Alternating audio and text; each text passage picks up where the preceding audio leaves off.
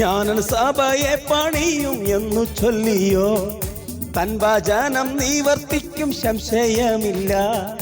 ഞാനൻ സഭയെ പണിയും എന്നു ചൊല്ലിയോ, തൻ വചനം നിവർത്തിക്കും സംശയമില്ല. പാതാള ഗോപുരങ്ങൾ ജയിക്കില്ല വീടേ, ധൈര്യമായി നമുക്കവൻ്റെ വേല ചെയ്തിടാം. പാതാള ഗോപുരങ്ങൾ ജയിക്കില്ല വീടേ, ധൈര്യമായി നമുക്കവൻ്റെ വേല ചെയ്തിടാം. വേല നിന്റേത്, ആത്മാക്കൾ നിന്റേത്, നീ നട്ടിട്ടുള്ള തയ്യേ നാഥ പാലിക്കണമേ. വേല നിന്റേത്, ആത്മാക്കൾ നിന്റേത്, നീ നട്ടിട്ടുള്ള തയ്യേ നാഥ പാലിക്കണമേ. വേല നിന്റേത്, ആത്മാക്കൾ നിന്റേത്, നീ നട്ടിട്ടുള്ള തയ്യേ നാഥ പാലിക്കണമേ. ഈ ശുശ്രൂഷ ദൈവം തന്നതാണെങ്കിൽ, അതിന് എത്ര കാലം നാം ഈ ഭൂമി ജീവിച്ചിരിക്കുന്നോ അത്ര കാലവും ആ ശുശ്രൂഷ ചെയ്യാൻ ദൈവം നമ്മെ വിളിച്ചിരിക്കുന്നു എന്നുള്ളതാണ് അതിൻ്റെ അർത്ഥം. ദൈവത്തിന് സ്തോത്രം. അതിൻ്റെ വാലിഡിറ്റി അവിടം വരെയാ. അല്ലാതെ 55 വയസ്സായോ എന്നാ കർത്താവിൻ്റെ വേലയിൽ ഇനി നിങ്ങൾ വേണ്ട എന്നല്ല. ഞാൻ സാധാരണ പറയുന്നത് ഇങ്ങനെയാണ്. അതിന് നിങ്ങൾക്ക് നിന്ന് പ്രസംഗിക്കാൻ പറ്റുമോ നിന്ന് പ്രസംഗിക്കണം, ഇരുന്ന് പ്രസംഗിക്കാൻ പറ്റുമോ ഇരുന്ന് പ്രസംഗിക്കണം, കിടന്നുകൊണ്ട് പ്രസംഗിക്കാൻ പറ്റുമോ കിടന്നും പ്രസംഗിക്കണം. എന്ന് പറഞ്ഞാൽ പ്രായത്തിൻ്റെ ആധിക്യ നിമിത്തം നിങ്ങൾക്ക് എഴുന്നേറ്റ് നിൽക്കാൻ പറ്റത്തില്ലെങ്കിൽ നിങ്ങളുടെ അവസാന ശ്വാസം വരെ കർത്താവിന് വേണ്ടി പ്രയോജനപ്പെടുത്തണം എന്ന് പറയാനാണ് ഞാൻ വരുന്നത്. ദൈവത്തിന് സ്തോത്രം. ഒരുപാട് ദൈവദാസന്മാരെ എനിക്ക് അങ്ങനെ അറിയാം പ്രായമുള്ള അവരൊക്കെ മലബാറിൽ വന്ന് കർത്താവിന് വേണ്ടി ഒരുപാട് പ്രയോജനപ്പെട്ട് ആരോഗ്യം ആയുസ് മുഴുവനും വയ്യാതെ കിടക്കുമ്പോൾ അവിടെ കിടന്നുകൊണ്ടും തനിക്ക് വേണ്ടി വിഷമത്തോടെ കണ്ട് പ്രാർത്ഥിക്കാൻ വരുന്നവരെ താനൊരു സന്ദേശം കൊടുത്താണ് പറഞ്ഞു വിടുന്നത്. അങ്ങനെയുള്ള ശുശ്രൂഷകന്മാരെ ഞാൻ കണ്ടിട്ടുണ്ട്. ദൈവത്തിന് സ്തോത്രം. അങ്ങനെ ആയിരിക്കണം. ആമേൻ. അവസാന നിമിഷം വരെ നമ്മുടെ ശുശ്രൂഷ കഴിഞ്ഞ് പിന്നെ ഈ ചില ആളുകൾ, ചില കുടുംബങ്ങൾക്കൊരു ദൈവം ഒരു നല്ല എന്താ പറയുക ഒരു അനുഗ്രഹം കൊടുത്തിട്ടുണ്ട്.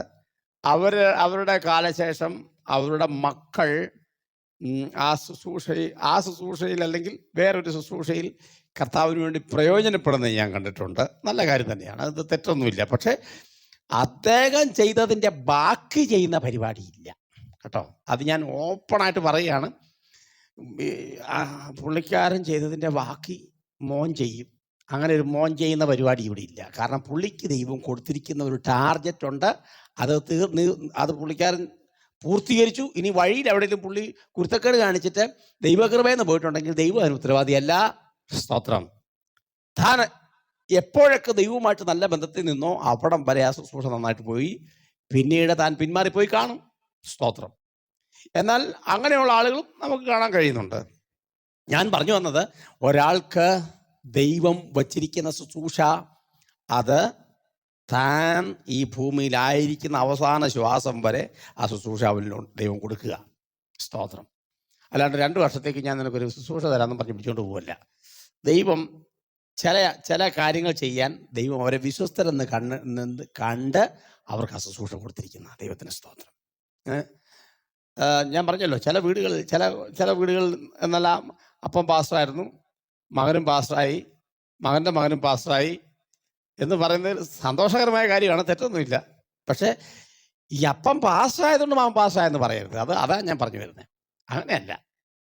അപ്പനെ ദൈവം ഒരു വേലയ്ക്ക് വേണ്ടി കണ്ടു, മകനെയും ദൈവം വേറൊരു ദൗത്യത്തിന് വേണ്ടി കണ്ടു, കൊച്ചുമോനെ ദൈവം വേറൊരു ദൗത്യത്തിന് വേണ്ടി കണ്ടു. അതാണ് ചിന്തിച്ചാൽ മതി. അല്ലാണ്ട് അപ്പൻ ചെയ്ത് വെച്ചതിൻ്റെ ബാക്കി മകൻ ചെയ്ത് കഴിഞ്ഞാൽ ഞാൻ പണ്ട് പറഞ്ഞതുപോലെ പില്ലറൊക്കെ അങ്ങനെ നിൽക്കുകയുള്ളൂ, മേക്കൂര വരികയില്ല. കാരണം എന്താണെന്നറിയോ? എങ്ങനെയൊക്കെ ഈ പില്ലർ ഉണ്ടായെന്നുള്ളത് ദൈവത്തിന് മാത്രമേ അറിയത്തുള്ളൂ, വേറെ ആർക്കും അറിയത്തില്ല. സ്തോത്രം. അതുകൊണ്ട് അപകടം പിടിച്ച ആമേൻ സ്തോത്രം നിലവാരത്തിലേക്ക് ദൈവമക്കൾ പോകരുത്. സ്തോത്രം. ദൈവം കൊടുത്തിരിക്കുന്ന ശുശ്രൂഷ നിർവഹിക്കണം. അതാരായാലും ശരി. യേശു ഒരിക്കലും ശുശ്രൂഷയുടെ കാലയളവ്, യേശു ക്രിസ്തുവിൻ്റെ ശുശ്രൂഷ കാലയളവിൽ തൻ്റെ അമ്മയും സഹോദരന്മാരോട് അമ്മച്ചി വന്നായിരുന്നു. കണ്ടായിരുന്നോ? അമ്മച്ചി വന്നായിരുന്നു. അമ്മച്ചി തമിഴിൽ പറയും. തമിഴ് വല്യമ്മ, നമ്മളിപ്പം വല്യമ്മ എന്ന് വിളിക്കണമല്ലോ, വല്യമ്മ എന്ന് വിളിക്കാൻ പ്രായമായി അല്ലേ? എത്ര വർഷമായി? അവൻ തമിഴിൽ പാട്ടി എന്നാണ് വിളിക്കുക. പാട്ടി, വല്യമ്മേനെ പാട്ടി എന്നാണ് പറയും. പാട്ടി. സ്തോത്രം. അപ്പം അമ്മയെല്ലാം കൂടെ വരികയാണേ. ഞാൻ വായിച്ച് കേൾപ്പിക്കാം. മത്തായി സുവിശേഷം 12-ാം അധ്യായം. അമ്മച്ചി 48-ാമത്തെ വാക്യത്തിലേക്കാണ് വരുമ്പോഴാണ്. 47-ാം വാക്യം 46 മുതൽ വായിക്കാം. അവൻ പുരുഷാരത്തോട് സംസാരിച്ചു കൊണ്ടിരിക്കുമ്പോൾ അവൻ്റെ അമ്മയും സഹോദരന്മാരും അവനോട് സംസാരിപ്പാൻ ആഗ്രഹിച്ച് പുറത്തു നിന്നു. ഒരുത്തൻ അവനോട്, നിന്റെ അമ്മയും സഹോദരന്മാരും നിന്നോട് സംസാരിപ്പാൻ ആഗ്രഹിച്ച് പുറത്തു നിൽക്കുന്നു എന്ന് പറഞ്ഞു. ഇത് ന്യായമായ കാര്യമാണ്, നിങ്ങൾക്കറിയാം. നമുക്കത് അമ്മയുടെ ഭാഗത്ത് നിന്ന് ചിന്തിക്കാം. അമ്മച്ചിയോട് ചോദിക്കാം, അമ്മച്ചി എന്നാ ഉണ്ട് അമ്മച്ചി വിശേഷം? അവനോട് കുറച്ചു നേരം ഒന്ന് കാര്യം പറയാനുണ്ടായിരുന്നു, പ്രധാനപ്പെട്ട. അതിനോട് വന്ന ഞങ്ങളെല്ലാം കൂടെ വന്ന. അപ്പം എല്ലാവരും കൂടെ വന്നെങ്കിൽ എന്തോ പ്രധാനപ്പെട്ട കാര്യം പറയാൻ വേണ്ടി വന്ന, അല്ലാതെ മോനി വഴിക്ക് വന്നപ്പം ഇവിടെ കയറിയതല്ല, അങ്ങനെയല്ല. എന്തോ പ്രധാനപ്പെട്ടൊരു കാര്യം അവർക്ക് ഡിസ്കസ് ചെയ്യാനുണ്ട്. അതുകൊണ്ടാണ് അമ്മയും സഹോദരന്മാരും കൂടെ വന്നിരിക്കുന്നത്. അല്ലെ അമ്മ വന്നാൽ മതിയായിരുന്നു. അമ്മച്ചി തന്നെയല്ല വന്നത്, പിള്ളേരും കൂടെ വന്നു. കൂടപ്പുറപ്പുകളെല്ലാം കൂടെ ഉണ്ട്. അന്നേരമാണ് വെടിപെട്ടുന്നുള്ളൊരു ശബ്ദം അവിടെ നടത്തുന്നത്. എന്താ സംഭവം എന്നറിയോ? ആരാണ് അമ്മ, ആരാണ് സഹോദരൻ? ചടാ, ഞെട്ടി. അതുകൊണ്ടാണ് ഞാൻ ആദ്യം തന്നെ പറഞ്ഞത്, അമ്മയും സഹോദരന്മാരും ഒക്കെ ഒരു കുടുംബത്തിൻ്റെ ഭാഗമാണെങ്കിലും ശുശ്രൂഷയിൽ അമ്മയും സഹോദരന്മാരില്ലെന്നേ. അതുകൊണ്ടാണ് അപ്പനെ ഒരു ശുശ്രൂഷ ഏൽപ്പിച്ചിട്ടുണ്ടെങ്കിൽ അപ്പൻ ആ ശുശ്രൂഷ ചെയ്ത് ദൈവസന്നിധി എത്തും. ആ മകനെ ദൈവം വേറൊന്നായിരിക്കും ഏൽപ്പിച്ചിരിക്കുന്നത്. ചിലപ്പം ആ വീട്ടിൽ വേറെ ഒരു ഉപദേശിയും കാണിയല്ല. സ്തോത്രം. കണ്ടോ? അവിടെ ഞാനൊരു പ്രത്യേക ഒരു വാക്യം അവിടെ എഴുതിയിട്ടുണ്ട്. അത് ഞാൻ വായിച്ച് കേൾപ്പിക്കാം, നിങ്ങൾ കേട്ടോ. എന്താ എഴുതിയിരിക്കുന്നത്? 50-ാമത്തെ വാക്യം, പ്രധാനപ്പെട്ട വാക്യം. സ്വർഗസ്ഥനായ എൻ്റെ പിതാവിൻ്റെ ഇഷ്ടം ചെയ്യുന്നവൻ. അത്ര മതി. സ്വർഗസ്ഥനായ എൻ്റെ പിതാവിൻ്റെ ഇഷ്ടമാണ് നിങ്ങളൊരു ഉപദേശിയായിട്ടിരിക്കണം എന്നുള്ളത്. നിങ്ങളൊരു സംഗീതക്കാരനായി തുടരണമെന്ന്, നിങ്ങളൊരു സുവിശേഷകനായി, നിങ്ങളൊരു ഇടയനായി, നിങ്ങളൊരു ഡീക്കണായി, നിങ്ങളൊരു അപ്പോസ്തോലനായി. ഞാൻ പണ്ടേ പറഞ്ഞിട്ടുണ്ട്, നിങ്ങൾ എൻ്റെ പ്രസംഗം കേൾക്കുന്നവരായതുകൊണ്ട് അറിയാം ഏതാണ് ഏറ്റവും വലുത്. ഇതിനകത്ത് എല്ലാം വലുതാണ്. സ്തോത്രം. ഇതിനകത്ത് ഏറ്റവും വലുതെന്ന് ചോദിച്ചു കഴിഞ്ഞാൽ ഞാൻ പണ്ടേ പറഞ്ഞിട്ടുണ്ട് അതിനൊരു ഇക്വേഷൻ. എന്താണ്? അവനവനെ ഏൽപ്പിച്ച ശുശ്രൂഷ ഏതാണോ അതാണ് ഏറ്റവും വലുത്. സ്തോത്രം. അവിടെ ഏറ്റക്കുറച്ചിലൊന്നുമില്ല. സ്തോത്രം. അപ്പോ ദൈവം ഏൽപ്പിച്ചിരിക്കുന്ന ശുശ്രൂഷ, ദൈവം ഏൽപ്പിച്ച ശുശ്രൂഷ, അതാര് ചെയ്യുന്നു? ആ ശുശ്രൂഷ അവസാനിപ്പിക്കുന്ന സമയത്ത് മറ്റൊരുവന്റെ കയ്യിലേക്ക് ബാറ്റൺ കൊടുക്കുന്ന പരിപാടി ഈ പുസ്തകത്തിനകത്തില്ല കേട്ടോ. ബാറ്റൺ കൊടുക്കുന്ന പരിപാടി ഓൾറെഡി ബാറ്റൺ കൊടുത്തു കഴിഞ്ഞു. ആ ബാറ്റൺ ഓടി പൂർത്തീകരിക്കേണ്ട ആൾ ബാറ്റൺ പൂർത്തീകരിച്ചില്ലെങ്കിൽ എന്തോ പ്രശ്നം സംഭവിച്ചിട്ടുണ്ട്. അതുകൊണ്ട് ഞാൻ അടക്ക ശുശ്രൂഷയൊക്കെ നടക്കുമ്പോൾ ഞാൻ പറയാറുള്ള കാര്യം, പച്ചക്ക് ഞാൻ അവിടെ പറയാറുള്ള കാര്യം, ഈ വ്യക്തി അവൻ ഓട്ടം പൂർത്തീകരിച്ചു, അതുകൊണ്ട് മക്കൾ അദ്ദേഹത്തിൻ്റെ ശുശ്രൂഷകൾ പിന്തുടരണം എന്ന് പറയാറില്ല. ഞാൻ ഇല്ല, അങ്ങനെ പറയാറില്ല. ഞാൻ പറയുന്നതിനാണ് അദ്ദേഹത്തെ ഏൽപ്പിച്ച് അദ്ദേഹം ചെയ്ത് തീർത്തു. ഇനി നിങ്ങളെ വല്ല ഏൽപ്പിച്ചിട്ടുണ്ടെങ്കിൽ നിങ്ങൾ ചെയ്തു. നിങ്ങളെ ഒന്നും ഏൽപ്പിച്ചില്ലെങ്കിൽ ഒന്നും ചെയ്യാനും പോകരുത്. സ്തോത്രം. വെറുതെ ആവശ്യമില്ലാത്ത പണിക്കിരിക്കേണ്ട. ഞാൻ എന്തിനാ ഇത്രയും ക്ലിയർ ആയിട്ട് പറയുന്നത് ചോദിച്ചു കഴിഞ്ഞാൽ, പിതാവിൻ്റെ ഇഷ്ടം. എന്നെയും നിങ്ങളെയും പിതാവ് എന്തെങ്കിലും ഏൽപ്പിച്ചിട്ടുണ്ടോ? എന്നെയും നിങ്ങളെ ഏൽപ്പിച്ചിട്ടുണ്ടോ? സ്തോത്രം. കഴിഞ്ഞ ദീർഘ നാളുകളായി 1992 മുതൽ ഞാൻ ആ പിതാവിൻ്റെ ഇഷ്ടം ചെയ്തുകൊണ്ട് നടക്കുക. സ്തോത്രം. പിതാവിൻ്റെ ഇഷ്ടം ചെയ്യുക. എന്താണ് പിതാവിൻ്റെ ഇഷ്ടം? ആമേൻ. ഇനിയും അനേകർ കർത്താവിനെ അറിയാനുണ്ട്. അത് ചെയ്യാൻ ആർക്കും പറ്റും. നിങ്ങൾക്കും പറ്റുന്നേ, നിങ്ങൾക്കും പറ്റും. അവിടെയാണ് നിങ്ങളുടെ ശുശ്രൂഷ ദൈവം നിങ്ങൾക്ക് തന്നതാണെന്ന് നാട്ടുകാർക്ക് ബോധ്യമാകുന്നത്. സ്തോത്രം. ഇന്ന് രാവിലെ എന്നെ ഒന്നിനും വിളിച്ചില്ല കർത്താവ്. എല്ലാവർക്കും വണ്ടി ഓടിക്കാനും അറിയാം, പാട്ട് പാടാനറിയാം, കീബോർഡ് വായിക്കും, പ്രസംഗിക്കും. ഞാൻ എന്നെ ഒരു മരക്കഴുതയാണെന്ന് പറഞ്ഞിരിക്കണ്ട കേട്ടോ. അങ്ങനെ ഇരിക്കണ്ട. നിങ്ങൾക്ക് ദൈവം എന്തോ ഒരു ശുശ്രൂഷ തന്നിട്ടുണ്ട്. ഏതോ ഒരെണ്ണം ഉണ്ട് നിങ്ങളുടെ കയ്യിൽ. അത് പവർഫുള്ളാണ്. ഞാൻ ചില മാസങ്ങൾക്ക് മുമ്പ് ഒരു ദേവദാസനോട് സംസാരിച്ചപ്പോൾ അദ്ദേഹം എന്നോട് പറഞ്ഞത്, പാസ്റ്റേ എനിക്ക് പ്രസംഗിക്കാനോ പാടാണെന്ന് പറഞ്ഞില്ല, പക്ഷേ ഞാൻ പ്രാർത്ഥിക്കും പാസ്റ്റേ മണിക്കൂർ കണക്കിന്, എനിക്ക് അതേ അറിയത്തുള്ളൂ. അയ്യോ, ഞാൻ പറഞ്ഞു നിങ്ങളെപ്പോലെ ഒരു ദൈവ മനുഷ്യൻ വേറെ ഇല്ല എന്ന് പറഞ്ഞു. ചേടാ, ചില ആൾക്കാർ പറയുന്നത് പ്രാർത്ഥിക്കാൻ ഇരിക്കുമ്പോഴത്തേക്ക് ഓട്ടുവാ വരിക, പ്രാർത്ഥിക്കാൻ പറ്റുന്നില്ല. ചിലർ ഉറങ്ങിപ്പോവുക, ചിലർ പ്രാർത്ഥിക്കാൻ ഇരിക്കുമ്പോഴത്തേക്ക് ഒരു മന്ദതയാണ്, കണ്ണടച്ചിരിക്കുകയല്ലേ, അങ്ങനെ അങ്ങ് മന്ദിച്ച് അങ്ങ് ഉറങ്ങിപ്പോവും. ചിലർ ഭയങ്കര ക്ഷീണമാണ്, അതിനിടയ്ക്ക് 10 പ്രാവശ്യം ക്ലോക്കെ നോക്കും, ഇല്ലേ?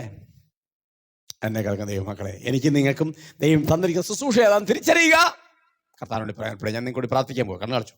നല്ല ദൈവമേ, സ്വർഗ്ഗീയ നല്ല പിതാവേ, ഈ പ്രഭാതത്തിൽ എന്ത് ചെയ്യണം, എങ്ങോട്ട് പോകണം, ഏതാണ് എന്നെ ഏൽപ്പിച്ചിരിക്കുന്ന ശുശ്രൂഷ എന്ന് ഹൃദയത്തിൽ ചിന്തിച്ച് അമാന്തിച്ച് നിൽക്കുന്ന ഈ സഹോദരന് വേണ്ടി, സഹോദരിക്ക് വേണ്ടി, ഈ ശുശ്രൂഷകനോട് ഞാൻ പ്രാർത്ഥിക്കുക. ദൈവം അവരെ സഹായിക്കണമേ, അവർക്ക് ധാരാളം കൃപ കൊടുക്കണമേ. കർത്താവിൻ്റെ വഴിയിൽ നടപ്പാൻ, കർത്താവിൻ്റെ ശബ്ദം കേട്ട് ആജ്ഞ അനുസരിക്കുന്ന വീരനായി തീരുവാൻ ഈ പ്രിയപ്പെട്ടവനെ കർത്താവ് ഞാൻ ഹൃദയം തുറന്നു അനുഗ്രഹിച്ച് പ്രാർത്ഥിക്കുന്ന അനുഗ്രഹമായി തീരട്ടെ. പ്രാർത്ഥന നന്ദി യേശു ക്രിസ്തുവിന്റെ വലിയൊരു നാമത്തിൽ തന്നെ. ആമേൻ, ആമേൻ. പ്രിയരെ, ഒരുപാട് കാര്യങ്ങൾ അല്ലേ, ഒരുപാട് കാര്യങ്ങൾ കർത്താവിന് വേണ്ടി നിങ്ങൾ ചെയ്യുന്നുണ്ട്. ചിലർ ജോലിയോടുകൂടെ സുവിശേഷ വില, നല്ല കാര്യം, തെറ്റൊന്നുമില്ല കേട്ടോ. ജോലിയോടുകൂടെ നിങ്ങൾക്ക് സുവിശേഷ വില ചെയ്യുക. അല്ലാണ്ട് അമേരിക്കയിലും കാനഡയിലും ഗൾഫിലും ഒക്കെ ജോലിയോടുകൂടി സുവിശേഷ വില ചെയ്യാം. ഇന്ത്യയിൽ അങ്ങനെ ചെയ്യാൻ പാടില്ല എന്ന് ബൈബിളൊന്നുമില്ല, എല്ലാവർക്കും ചെയ്യാം. അമേരിക്കയിലൊക്കെ പെട്രോൾ ബാങ്കിൽ പോയി പെട്രോൾ ഒഴിച്ചു കൊടുക്കുന്ന ആളാണ് ഇവിടെ വന്ന് ശക്തമായിട്ട് പ്രസംഗിക്കുകയൊക്കെ ചെയ്യുന്നത്. അങ്ങനെയുള്ള ആൾക്കാരും ഉണ്ട്. നല്ല ജോലി, നല്ല ജോലി മോശം ജോലി എന്നൊന്നുമില്ല, ജോലിയല്ല ഒന്നേ ഉള്ളൂ. നിങ്ങൾ അധ്വാനിക്കുമല്ലേ, അപ്പോൾ അത് ജോലിയാണ്. അപ്പോൾ ജോലിയോടുകൂടി ചെയ്യാം. എനിക്കറിയാവുന്ന ഒരു ദേവദാസനുണ്ട്. അദ്ദേഹം അത്യാവശ്യം പെയിൻറ്റിങ്ങിൻ്റെ പണിക്കൊക്കെ പോകും, പെയിൻറ്റിങ്ങിൻ്റെ പണിക്ക്. അപ്പോൾ തന്നെ സുവിശേഷ ഫലം ചെയ്യും. അങ്ങനെ അത് തെറ്റൊന്നുമില്ലെന്നേ, നല്ല കാര്യമാണ്. സ്തോത്രം. പിന്നെ പൈസ ഉണ്ടാക്കാൻ വേണ്ടി തന്നെയായിട്ട് അങ്ങ് നടക്കരുത്. പണം ദ്രവ്യാഗ്രഹം വന്ന് തലയ്ക്കകത്ത് കയറരുതെന്നേ ഉള്ളൂ. നിങ്ങൾ ജോലി ചെയ്തോ, അതിനോടൊപ്പം സുവിശേഷ വേല ചെയ്യാം, അതല്ലേ കുറച്ചുകൂടെ നല്ലത്, അതാണല്ലോ കുറച്ചുകൂടെ മാന്യത. അതിനകത്ത് തെറ്റൊന്നുമില്ല. നല്ലൊരു ജോലിയോടുകൂടി സുവിശേഷ വേല ചെയ്യാം. ഇനി നിങ്ങളുടെ ആത്മഭാരം നിങ്ങൾക്ക് അങ്ങനെ ചെയ്യാനുള്ള സംവിധാനം ഇല്ല, വളരെ വേഗത്തിൽ നിങ്ങൾക്ക് ശുശ്രൂഷയാണ് ദൈവം നിങ്ങളെ ഏൽപ്പിച്ചിരിക്കുന്നത്, അങ്ങനെ ചെയ്തു, കുഴപ്പമൊന്നുമില്ല. അതുകൊണ്ട് ഞാൻ പറഞ്ഞ ജോലി ചെയ്ത് ശുചിര വേല ചെയ്യുന്ന ആൾക്കാരെ ഈ ചീച്ചിയായിട്ട് കാണണ്ട. ചില ആൾക്കാർ പറഞ്ഞു, ഓ അയാൾ ഇപ്പോൾ റബ്ബർ വെട്ടാൻ പോവാ. ചേടാ, അയാൾ റബ്ബർ വെട്ടട്ടെ, അതിനെന്നാ കുഴപ്പം? നീ ഇത് പറിച്ചിട്ടല്ലാതെ നിന്റെ കയ്യിൽ നിന്ന് വേറെ പരിപാടിയൊന്നും ഇല്ലല്ലോ. അദ്ദേഹം റബ്ബർ വെട്ടിയിട്ട് ആ ഷീറ്റ് ഉണക്കാനിട്ടിട്ട് അദ്ദേഹം പുസ്തകം എടുത്തിട്ട് പോവാ, പ്രവർത്തനത്തിന് പോവാ. നീയോ, നീ റബ്ബറും വെട്ടുന്നില്ല, പുസ്തകത്തെ എടുത്തിട്ട് പോകുന്നുമില്ല. സ്തോത്രം. നമുക്ക് ആൾക്കാരെ അങ്ങനെ ചിന്തിക്കണ്ട. കർത്താവിൻ്റെ വേല അവർ ശക്തമായി മുമ്പോട്ട് വരട്ടെ. ഒരുപക്ഷെ അവർ ജോലിക്ക് പോകുമ്പോഴും കർത്താവിനോട് പറയുന്നൊരു കാര്യമാണ്, കർത്താവ് എനിക്ക് ജോലിക്ക് പോകുന്ന നേരം കൂടെ ഒന്ന് കർത്താവിൻ്റെ വേലയ്ക്ക് വേണ്ടി ഇറങ്ങണമെന്ന് ആഗ്രഹമുണ്ട്, എനിക്ക് അങ്ങനെ ഒന്ന് പോകണം കർത്താവ് എന്നും പറഞ്ഞുകൊണ്ടായിരിക്കും അവർ ഈ ജോലിക്ക് പോകുന്നത്. സ്തോത്രം. ഒരു ഫുൾ ടൈം മിനിസ്റ്ററായി കർത്താവിനോട് പ്രയോജനപ്പെടാൻ ദൈവം നിങ്ങളെ സഹായിക്കട്ടെ. ദൈവം നിങ്ങളെ അനുഗ്രഹിക്കട്ടെ.